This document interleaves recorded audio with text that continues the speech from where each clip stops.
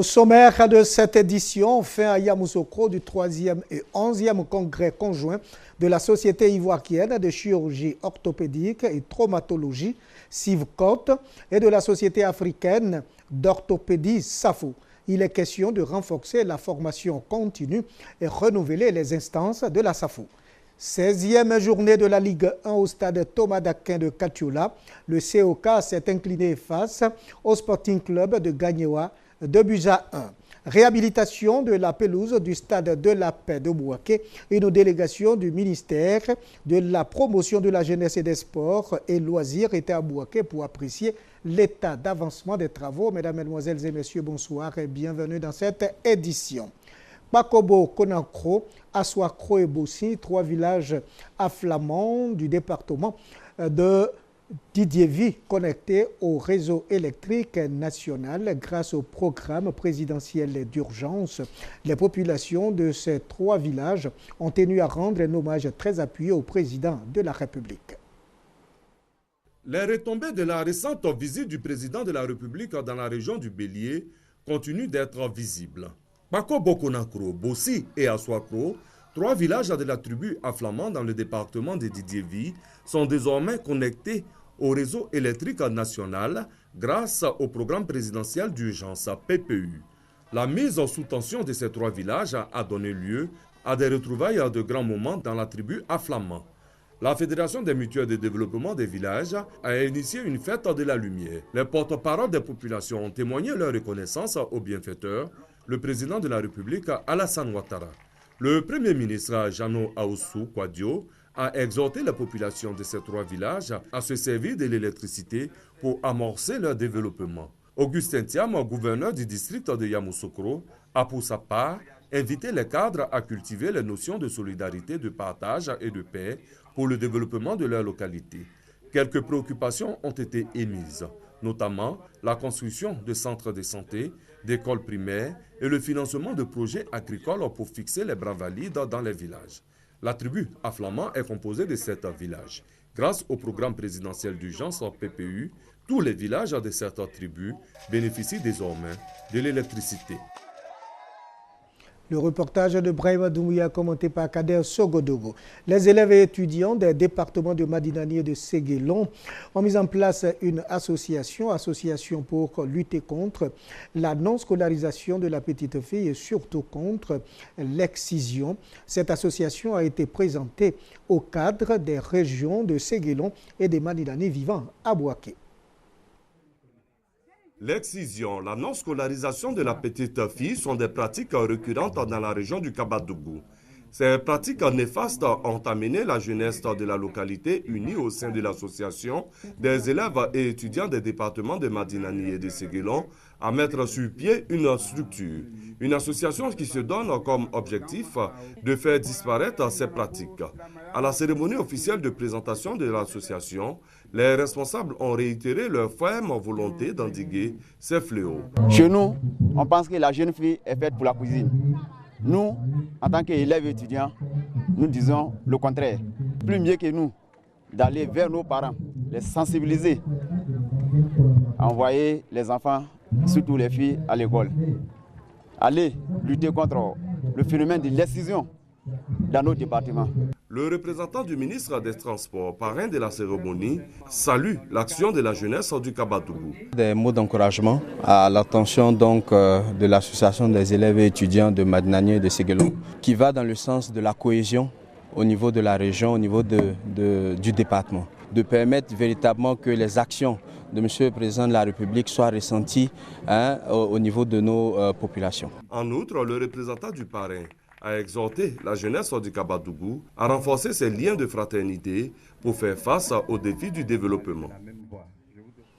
Après le village de Farimbabo, ce sont les villages de Akandé, Asekro et Totokro dans le département de Béoumi qui viennent de bénéficier d'un important lot de matériel agricole et du financement de la construction d'une école primaire et d'une cantine scolaire. Une initiative de l'ONG chrétienne internationale qui s'inscrit dans le cadre de la promotion des associations féminines et de la lutte contre le travail des enfants. Hassan Khan, reportage, commentaire de Chris Larsen. Soutenir les actions de développement à travers la modernisation de l'agriculture, la promotion de la femme et la construction d'infrastructures scolaires, telles sont les missions que s'est assignée l'ONG Vie Chrétienne Internationale. Et plusieurs actions sont menées depuis quelques semaines sur le terrain pour la réalisation de ces différents objectifs.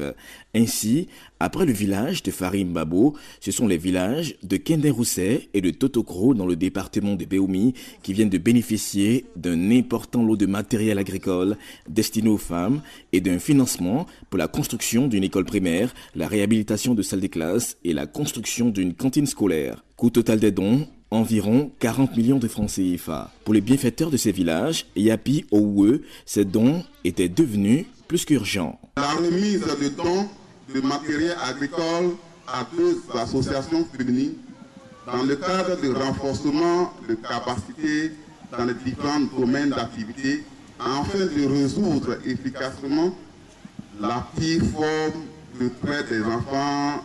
Ce projet verra le jour dans un délai de 6 mois. Prenant la parole, le préfet a dit toute sa joie de recevoir ces dons. Kwame Kofi a révélé qu'ils vont donner un coup d'accélérateur au développement de la localité et inviter les populations à faire bon usage de ces biens pour le bonheur de tous. Il faut noter que l'ONG Vie Chrétienne Internationale compte mettre à la disposition des populations de la région près de 550 millions pour le financement de leurs projets économiques. Créée en 2006, l'ONG Vie Chrétienne Internationale est aussi engagée dans la lutte contre le travail des enfants.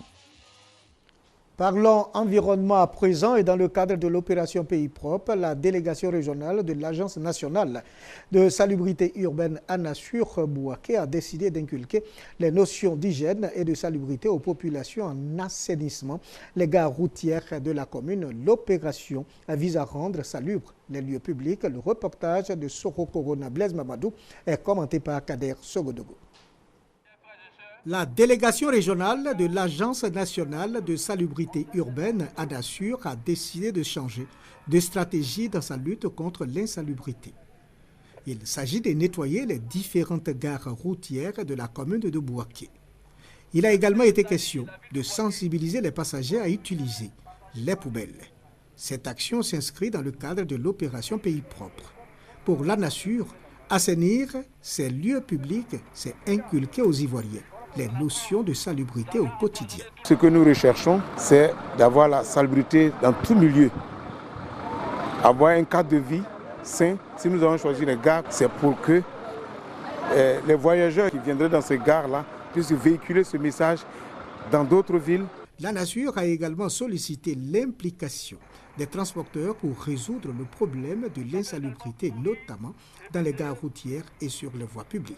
Les responsables des gares routières ont dit leur volonté de mener à bien ce programme. À bord des autocars, des compagnies de transport, les voyageurs ont été sensibilisés à adopter des comportements éco-citoyens.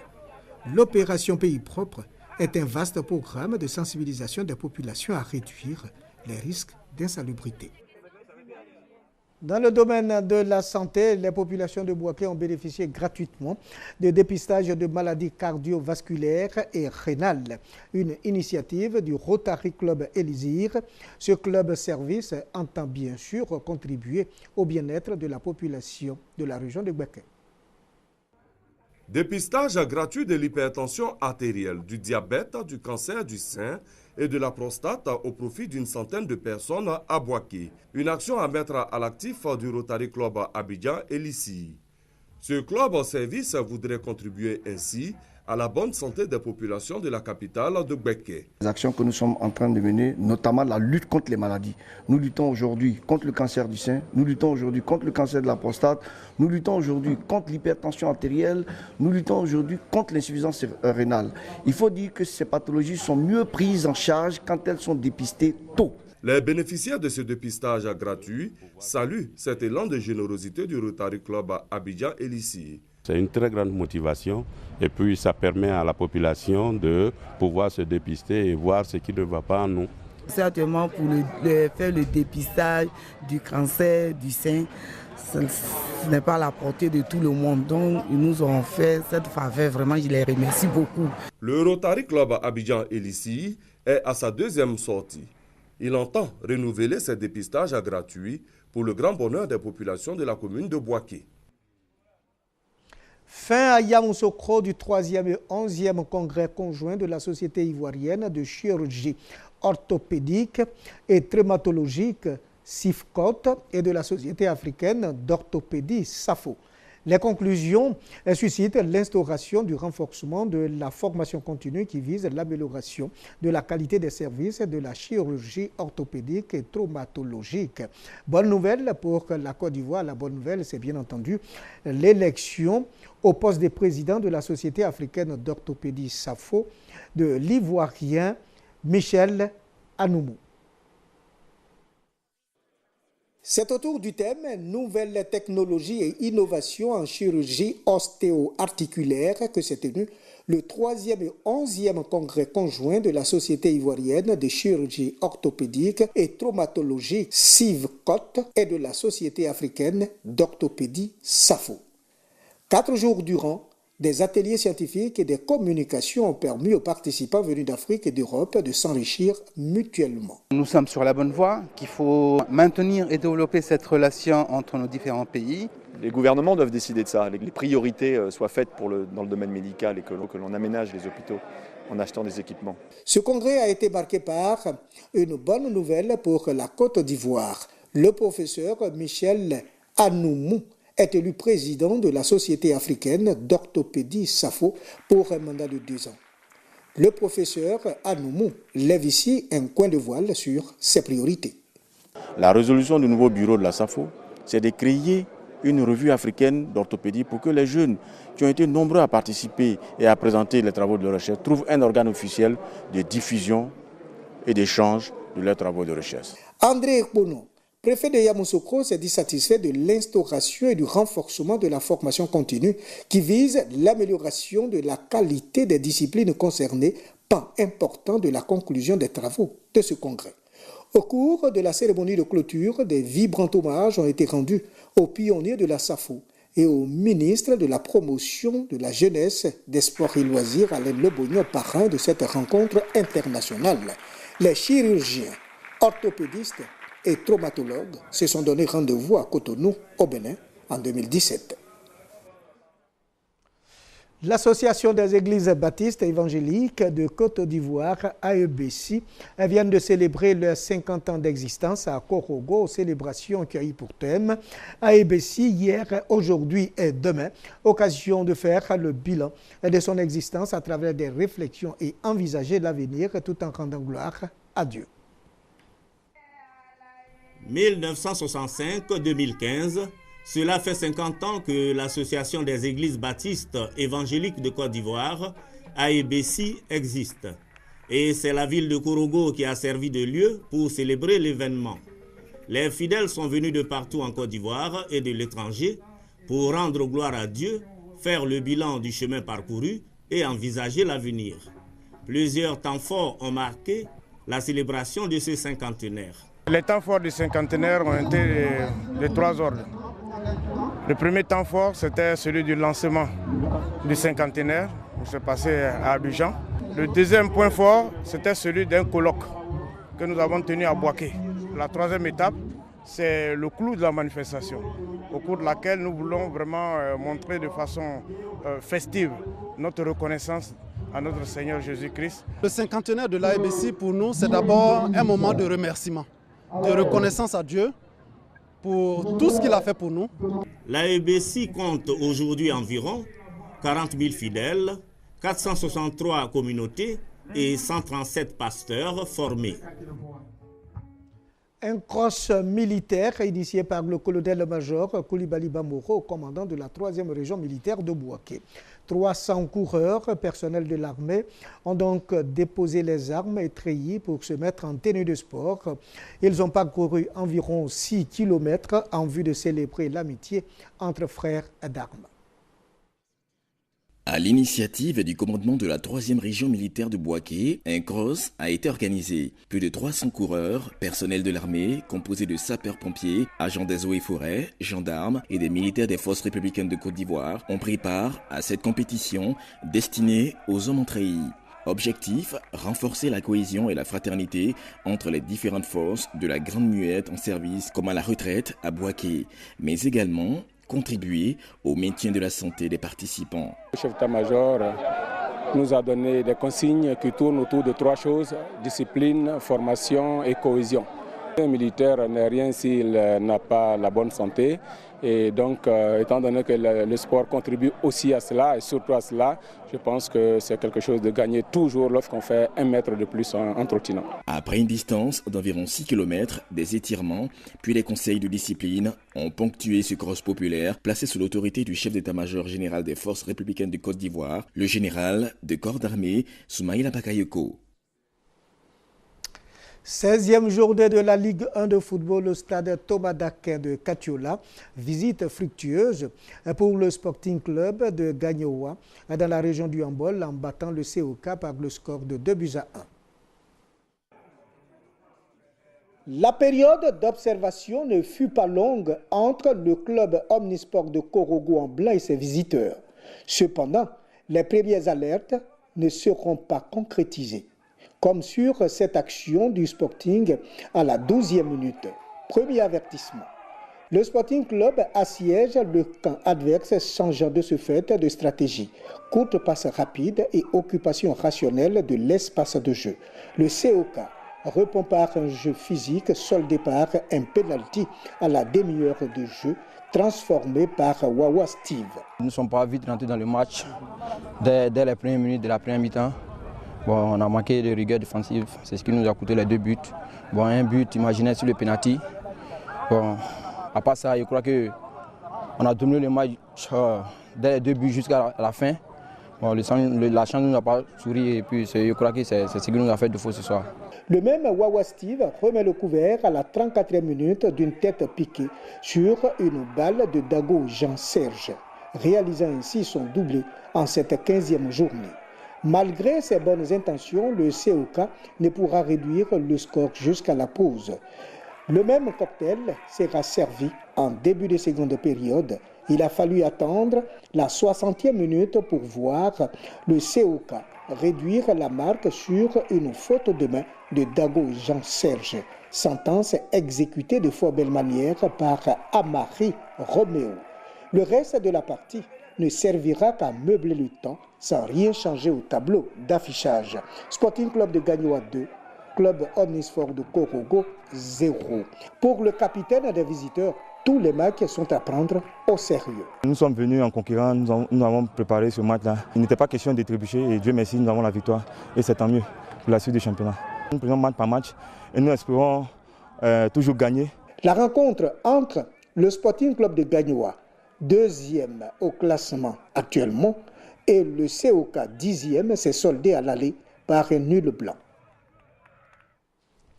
Une délégation du ministère de la Promotion de la Jeunesse, des Sports et Loisirs visite les travaux de réhabilitation de la pelouse du stade de la Paix de Bouaké et satisfaction du chef des délégations pour des travaux qui seront livrés dans le temps.